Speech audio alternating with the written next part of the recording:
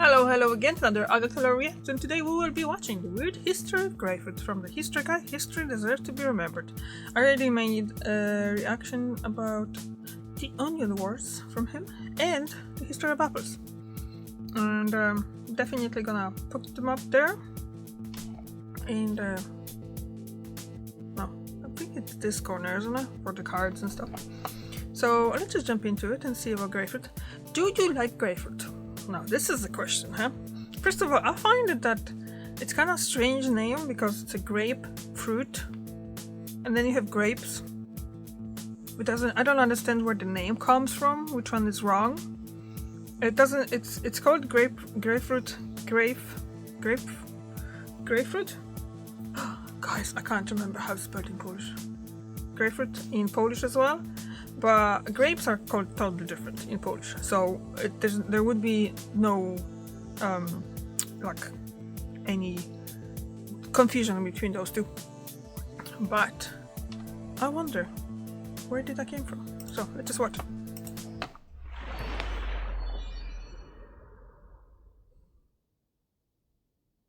If you can't remember the last time that you sliced into a grapefruit, that wouldn't be much of a surprise. Americans only eat an average. I mean, I kind of start talking about it. Do you like grapefruits? Because I do like grapefruits.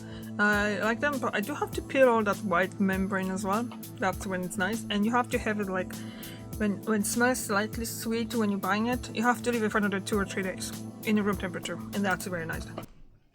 Of about 2.5 pounds of grapefruit a year, and since some people eat a lot more than that, that really means that many of us aren't even eating grapefruit at all. But the reason that that's strange is that grapefruit in, say, 1975 was among the most popular fruits in the nation.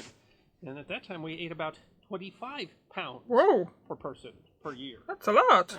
Many reasons for the nearly 70% decline in the popularity of grapefruit in America, but among those reasons is the fact that grapefruit is, well, simply weird, with a weird history that deserves to be remembered.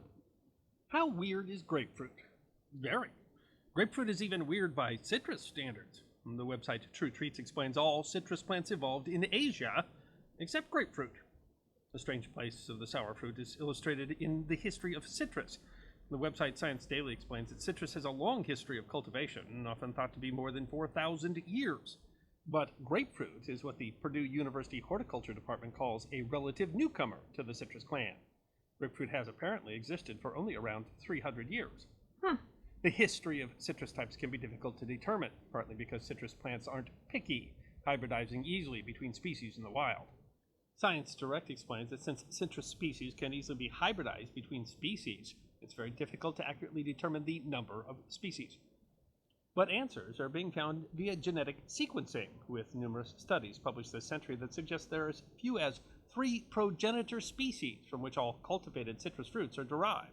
Citrus medica, or citrus, Citrus reticulata, the mandarin, and Citrus maxima, the pomelo.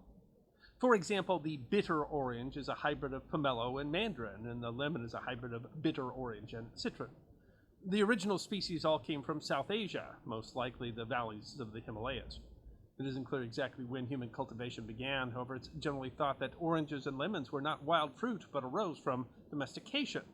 Sweet oranges were first mentioned in Chinese literature in 314 BC, although they may have been cultivated much earlier, and lemons were being exported from Asia to the Middle East by 200 BC.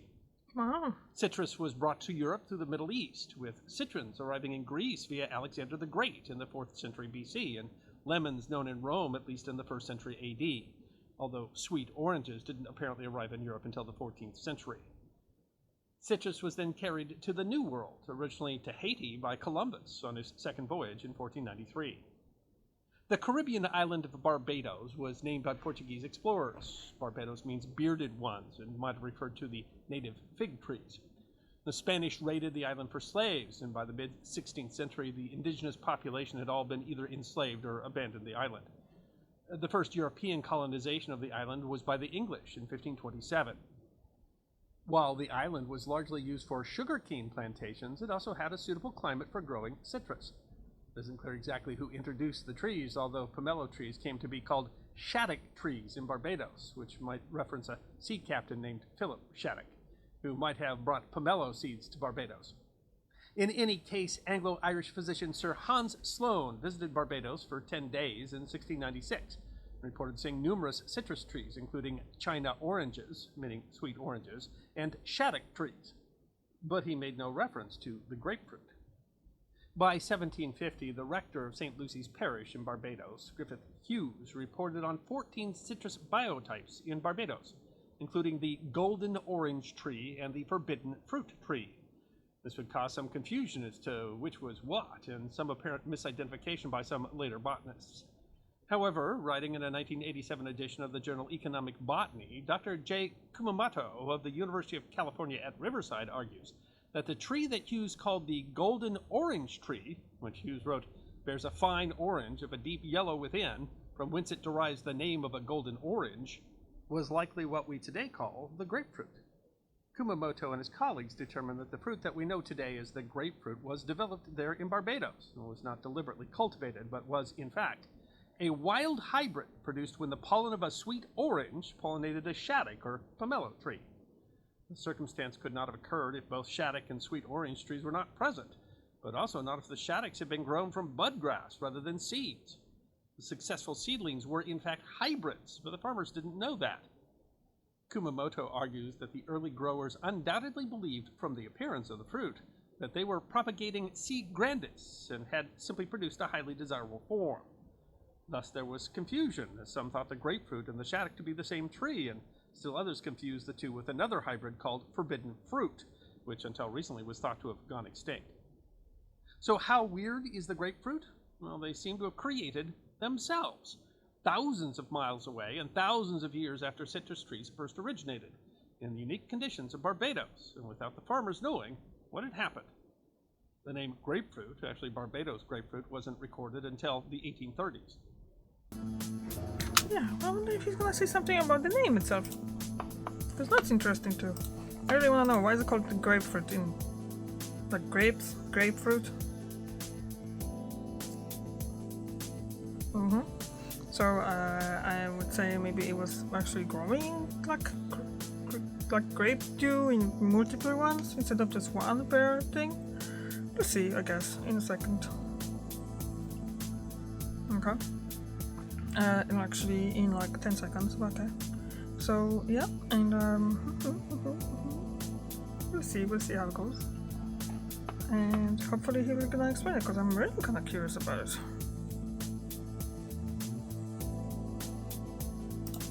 Okay, and we're back. Here we are. Which brings us to the weird name. What does the golden orange have to do with grapes? Yeah. Kumamoto discusses the two potential explanations for the etymology of the name. One, offered by French botanist François de Toussac in 1824, is that the fruit grew in clusters. The French word for clusters is grappes. Kumamoto discounts that idea, as he argues it's unlikely that English settlers would go to the French language for a descriptive term. But the alternative is even stranger. The grapefruit might have been named because it tasted similar to grapes.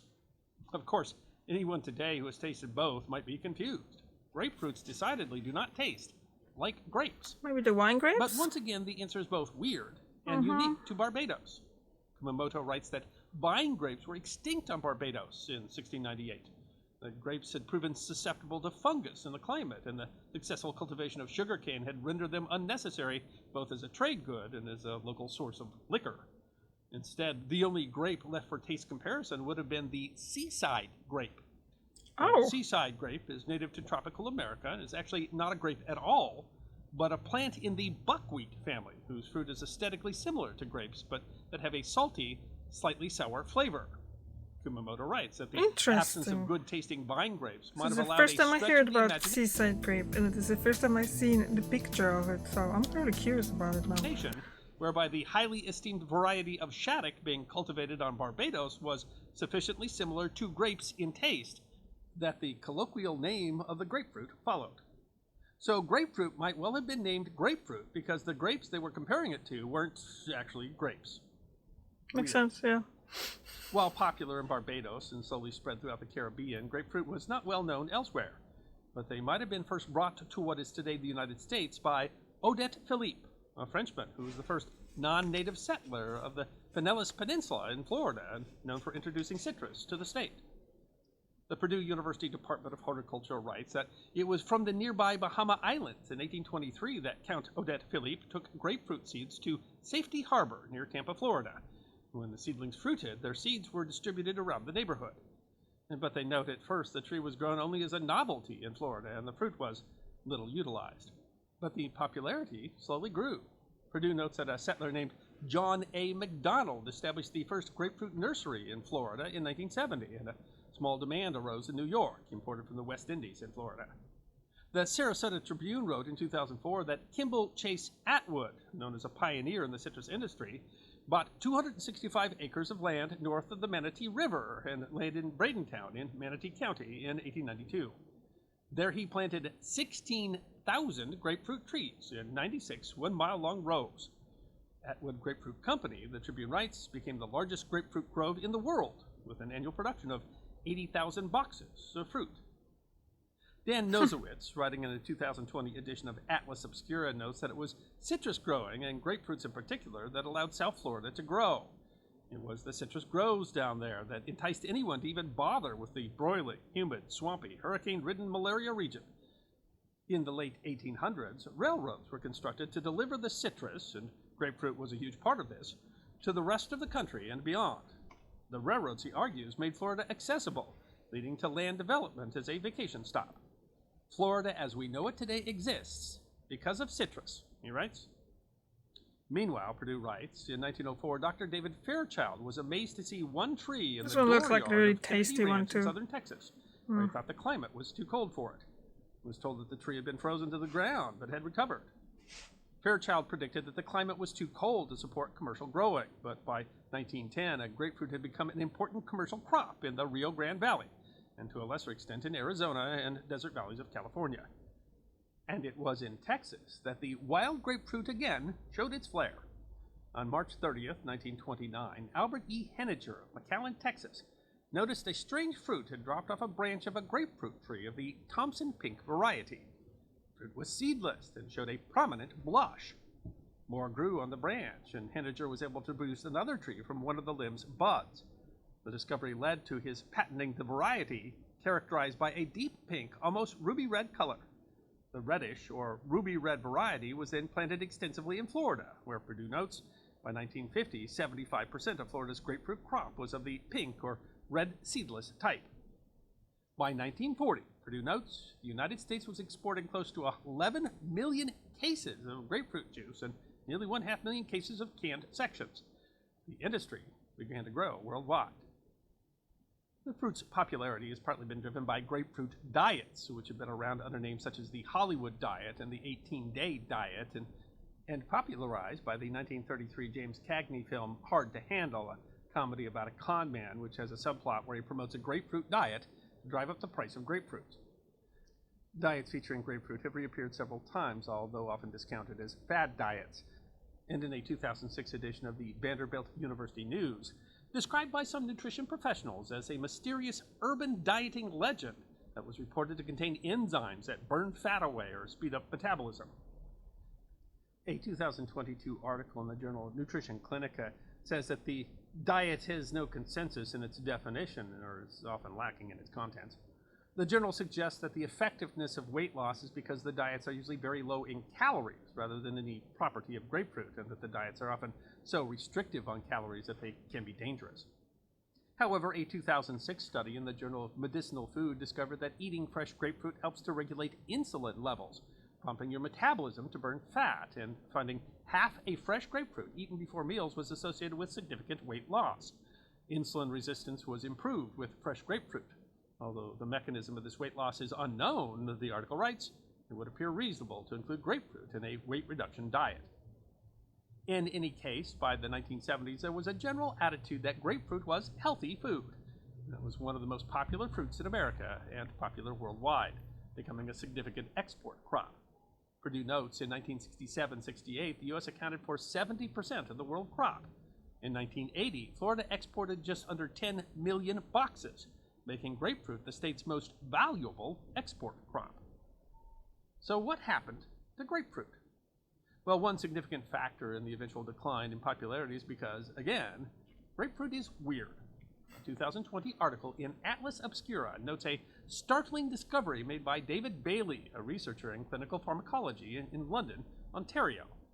The hard part about it was that most people didn't believe our data because it was so unexpected, he says.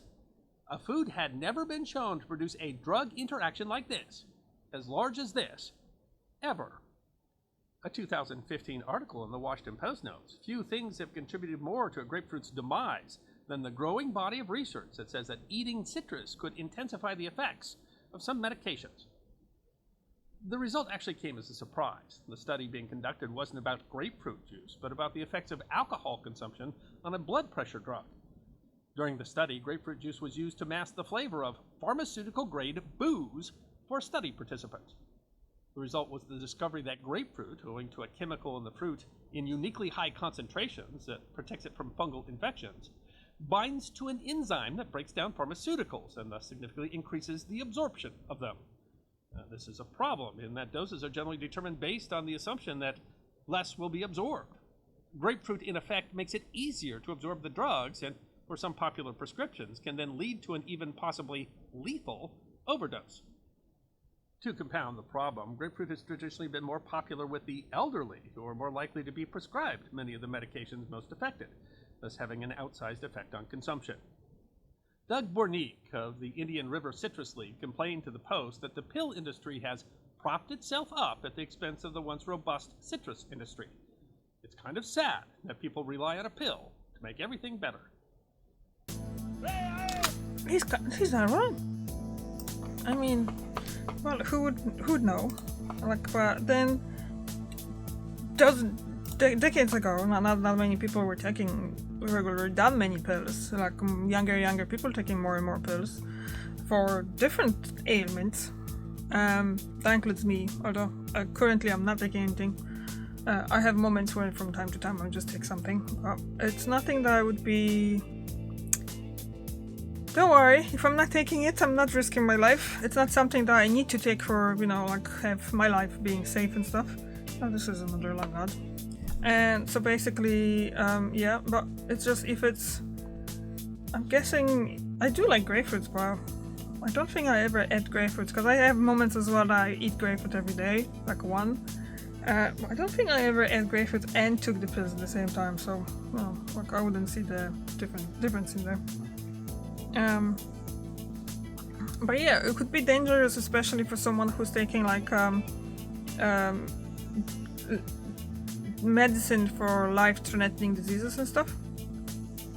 So it could be something that there could be. Oh, don't eat grapefruit while you're taking this. But who would take that seriously though? Isn't there? No one. So yeah. Let's see. This one ad finished. Let's see about the other one. Maybe this is gonna be one because this one was long. It should be like that. If there's a longer ad, there should be another one. It's not long though. So I can rumble away. So how do you like my lights? I should find my colored lamp as well, and the light bulb and stuff. I used to have them like in my old trailer reaction videos on my other channel. They were kind of looking nice, changing color there. I might look for it and maybe next time put it on.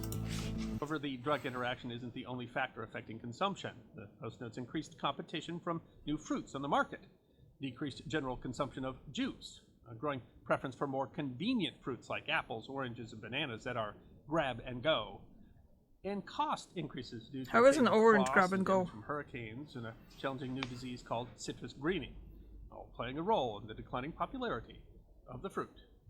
And of course, there is still a strong market for grapefruit in the United States and worldwide. It's particularly popular in France. In 2024 has been a good recovery year for Florida citrus after several years of hurricanes and early frosts. And given grapefruit's penchant for reinventing itself, it might well make a comeback. Growers have been working on developing varieties that don't interact with pharmaceuticals for many years. But the history of the weird fruit that helped to make southern Florida, that despite its name doesn't taste anything like grapes, that mysteriously invented itself in a place where it really shouldn't have been, and that nearly met its demise in a study in Canada where it's too cold to grow, is definitely history and deserves to be remembered. Yeah, it does. Actually, really I hope cool. you enjoyed watching Yeah. this episode of the I History did. Guide. If you did, As please feel free always. to like and subscribe and share the History Guide with your friends. And if you also believe that history deserves to be remembered, then you can support the History Guide as a member on YouTube, a supporter on our community at Locals, or as a patron on Patreon. You can also check out our great... Okay. So, like I said in all the outbreaks and stuff like that, basically I do like grapefruits. I do like eat it from time to time. And obviously I do eat it from... Well, if I'm buying them, I usually just leave them for next few days to just kind of like ripen a bit more and go into the like just room temperature, and I find them, most of the fruits and vegetables taste better for me that way. So yeah. And I don't know, do you like grapefruits? Do you like to eat them? I know not many people likes it because they don't like to peel all of the pieces and stuff like that, but you really, like, my advice is to just peel all of the white stuff from it. But I do like peeled vegetables and fruits, so I find them really relaxing. That so, it's something that I do just for not fun, but it's just like if I'm watching something, I'm just gonna do it. It's not taking that much time, and apparently, if you're not rushing with eating your fruits and stuff, it's better too. So, you know. Anyway, thank you very much for watching, and I see you tomorrow. Bye.